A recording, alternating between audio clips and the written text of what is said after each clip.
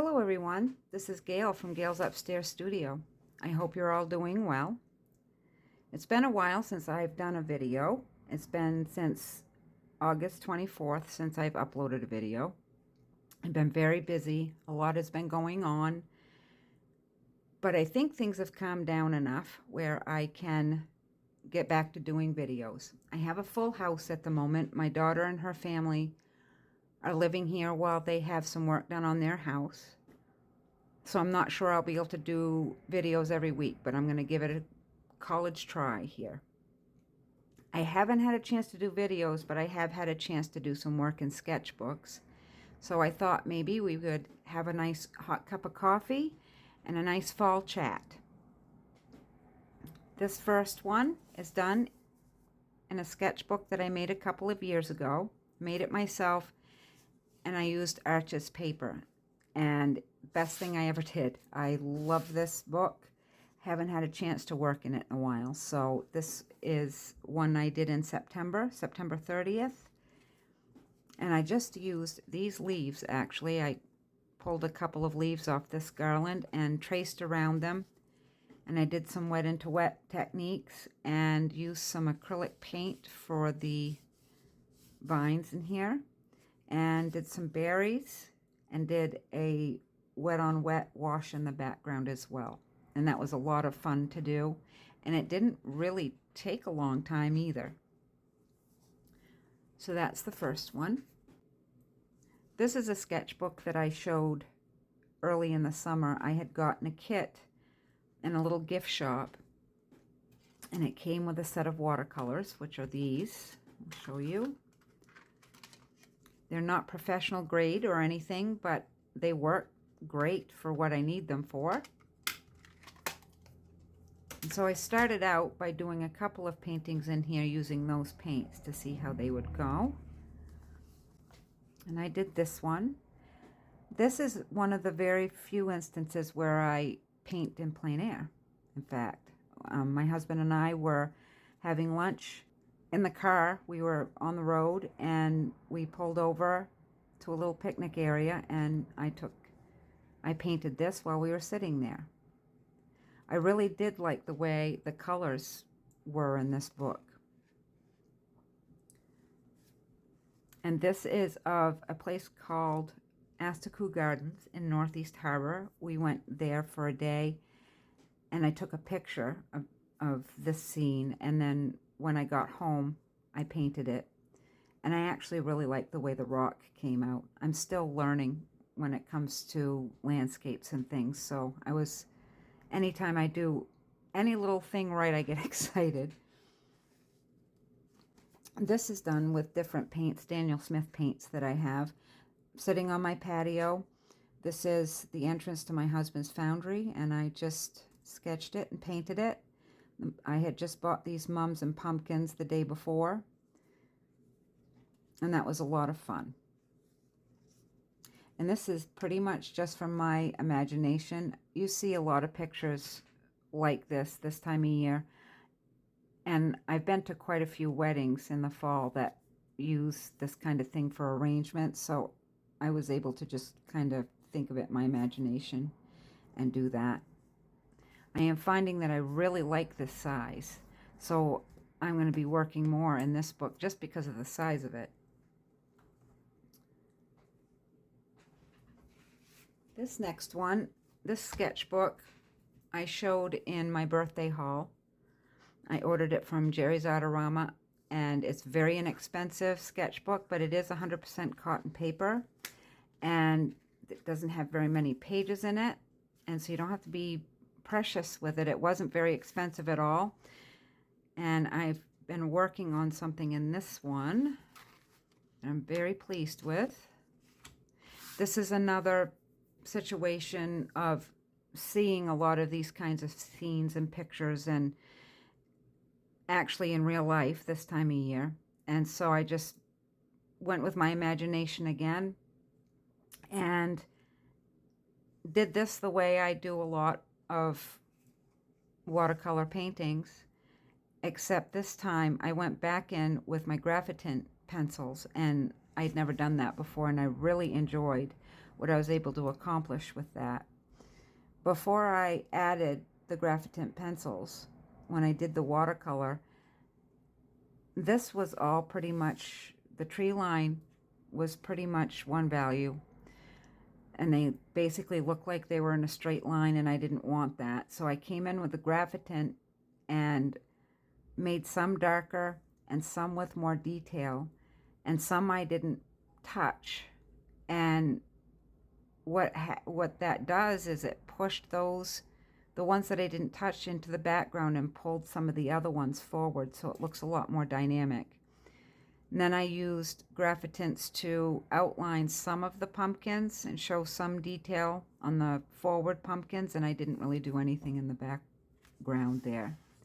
And then I came in and made a mow line over here with the Graphitints that looks like a mowed field.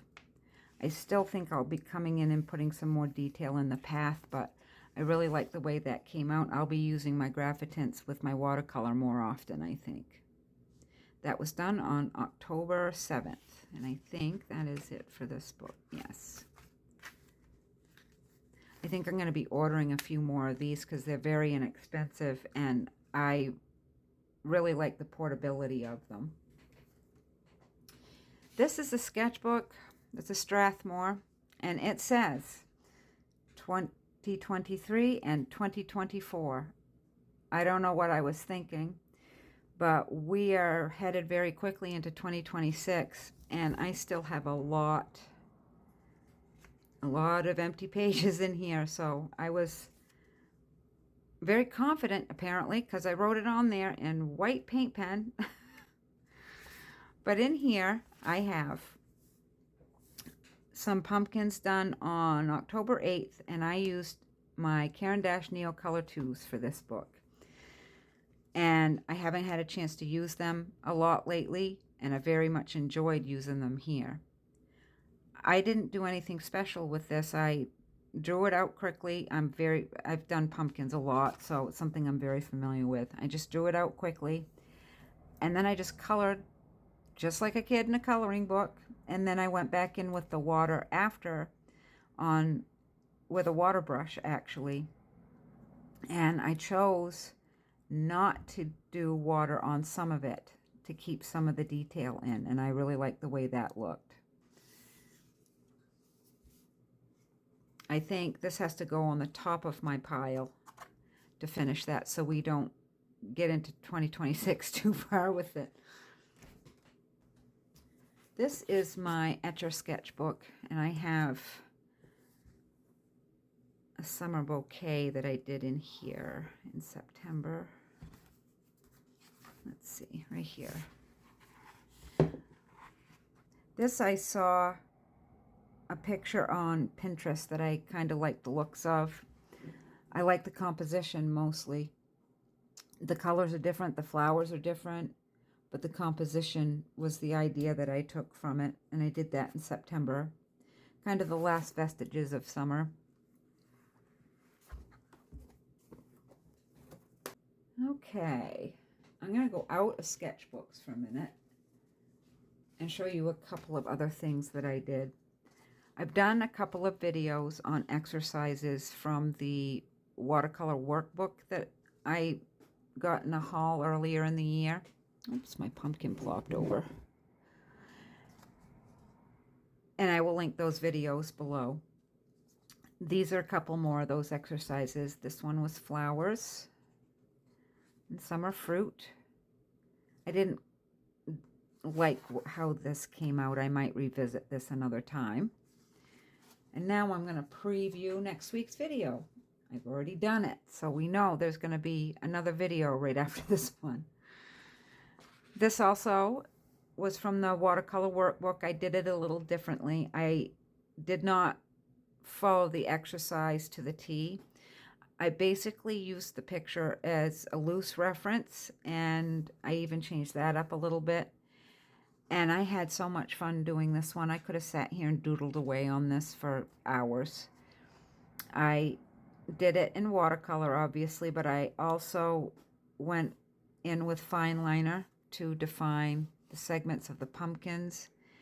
And I used white Posca pen for some highlights. It was so much fun. I would like to do it again, just to play around with it again. It was a lot of fun. And we'll hop back into another sketchbook. This is another sketchbook that I made myself, and I didn't put arches in this one. I put Canson XL watercolor paper and some mixed media paper in here, and it's a larger size. I haven't worked in it a lot, so I wanted to get back into it again. It's been a while, and this is how I know. This was last fall. This was last fall. And this was this fall, and that's all I've done in this book. So this is another one that I need to get back into. I'm doing a lot more mixed media now than I was when I made this book, so that might get me to use it more often, maybe. This is one that I'm kind of tickled with. This is a picture I took of a deer in my backyard. We've had a lot of wildlife in my backyard in the last few weeks. We've had deer and turkeys and chipmunks and squirrels and birds and all kinds of things. We have an apple tree and a chestnut tree out there, so they usually will come out and feed some in the fall, but they've been out there about every day. And one day, this doe was out by herself. There was usually a group of 5 deer that would come out, and this particular day she was by herself, and I was able to take this picture and use my own picture as a reference and draw this deer. I don't draw a lot. I don't really enjoy it because I don't think I'm very good at it, but I wanted to try this one, and I'm very happy with the way it came out. I usually will just quick sketch something, but I really enjoyed this one. I'm happy with the way her face came out is the biggest thing, I think. The body was easy to do, but I wasn't sure I could get her face, but I was able to do it this time. And then I did these mums and pumpkins, just another version of the ones on my back patio. And they sat on this page for a couple of days. Didn't really know what I was going to do with the rest of the page. So then I came in one day and I went over it with acrylic gouache. And I believe the background color is acrylic gouache, and the leaves are done in acrylic paint pens. And I went in with fine liners and did the swirls to make it look like they were in the wind. And that was done on October 11th. I finished it on October 11th. This was a couple of days, start to finish, just playing around with it off and on. It was fun to do.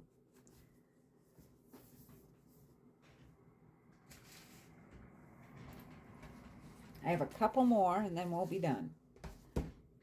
This is the Delusions Creative Journal. This is the little sleeve that comes on it. I love this journal. It's in big size. I can't remember what size it is, and I don't think it says it on the sleeve, but it's very large. And I love the vintage look of it. It comes this way, and this is the elastic that keeps it closed. I just love the vintage look of it. And I have shown some things in here before. I did this one on camera last spring, but I've just done a new one here using something that I've struggled with a lot in the past, and that is watercolor gouache. I decided to dig out my gouache and give it another go. This was a page that I had started already with cutting craft paper into houses and I was trying to do a scene out of collage, and I wasn't happy with it. So I gessoed over it and just decided to do something different. At that point, what do you got to lose? You've already, changed it anyway and started over anyway. So I decided to dig out my gouache and give that a go. I've always struggled with it. It's hard for me to get the depth that I want, because in gouache, in watercolor gouache anyway, it is rewettable. So if you put anything down, the second you go on top of it, you have to be very careful because you'll lift up the layer underneath. This time I was able to navigate that a little bit better and get a lot better result. I got a lot more depth there than I usually have been able to get. These little flowers down here are just, it's a cookie press that I've never used, that I dug out of the drawer and threw in my craft basket. And I just basically went over the front with that just to kind of give the illusion of close-up flowers. School is still out on whether or not I like watercolor gouache, but this was a way better experience than I'd had in the past. I think that's it for here, yes. I'm going to go back to the cover of this, though. I've had this one for about a year. I'm going to get another one this summer, a smaller one, and an art haul. It might have been Amazon Prime art haul, actually. And the first time I saw this, as with most creative people, I bet, if they see this, the first thing you think is, I need to decorate that. I have to do something with that. It's blank canvas. I have to do something. I just couldn't figure out what I wanted to do, and I didn't want to mess it up, so I didn't touch it. This elastic was tripping me up for some reason. I couldn't quite figure out how to deal with that until I got my new one, and I'd done some work in that one and realized I'm just going to decorate it, and I'm going to show you that now. It came just like this, and I did this to it, and I didn't let the elastic get in my way. What I did was I took some matte acrylic paint that I have, and I painted from the elastic where it starts here to around to where it starts here. And then I took some scrapbook paper and I decoupaged it down. The scrapbook paper started out with just looking like pieces of paper, writing paper that are stacked on top of each other. And then once I got that down on that side and that down on this side, I dug out my inks and my stamps and just covered this with ink and stamps. And before I did that, though, I took matte medium and covered the book. You see how it's all cohesive? You can't tell where the paper stops and where the paint starts. That's because I put a finish over the whole thing so that it was all cohesive. And then I went in with the inks, and they adhered to that very nicely. I really enjoyed doing it to the point where I am going to be doing a video on how to do this. We're going to do this one. But before I got to that, I did some work inside. This is another thing I have been doing quite a bit lately, and I've very much enjoyed, and that's gel printing. This was a gel print that I did. I have an 8x10 plate, and this is pretty much 8x10. So I cut this in half, and I rounded the edges so that it would match up with the book. And I matte medium. I used matte medium to put it in here. And then when I was finished and I got it in here, I realized I wanted some more definition, so I went over it stenciling with some matte finish acrylic. And I think I'm going to put a sentiment on there too. But that was a lot of fun to do. I'll probably do some more of those in this book because I have quite a few more gel prints that I've done. I don't know what to do with yet, so they might go in this book. Where I struggle and don't know what I think of watercolor gouache, I love acrylic gouache, and I have some Holbein acrylic gouache, and so I did that in here. Acrylic gouache does not re-wet, so you can just keep layering and layering and layering and creating more and more depth, and I really like that. This was a lot of fun to do. It was a different color scheme for me. I went in with a taupey background and just kind of did whatever kind of flower I felt like at the time. Didn't really think twice about it. And I did this on September 21st. And I enjoyed it so much that I did another one with acrylic gouache on the 23rd. I think that's what that says, 21st and 23rd, yes. I really like this color combination. And I love the fact that with acrylic gouache especially, you can go in with the darkest dark as your background. I didn't cut this in afterwards. I just did the whole thing in very deep green and then just kept building on top of it. And it was a lot of fun. And finally, and I believe this is the final thing to show, back to Caran d'Ache Neocolor 2s. The last one I showed you was in a book of watercolor paper. This is different. This is like almost a Bristol paper. It's a very, very smooth cardstock, so I wasn't sure how well this would work in here. I did use gouache for the background, not acrylic gouache, but regular watercolor gouache. I'm not necessarily pleased with the grass area, but I'm probably going to go in and fix that. I was very happy with the way this took the Caran d'Ache Neocolor 2s. I was afraid that because the paper was so smooth, when you put water to the crayon, it would lift it right off the page, but it didn't. And they stay nice and vibrant. And I really like the way they work in this book, to the point where I am going to be doing more Caran d'Ache Neocolor 2s in here too. And that is something that has been a lot of fun lately, is just finding out a little bit more about the parameters of the art supplies I have, because I have really been enjoying doing mixed media and just figuring out what works on top of what goes well with what other medium. It's been a lot of fun, and I'm probably going to be doing some videos in that vein in the future. Never going to get too far away from watercolor, though. That's still pretty much my favorite.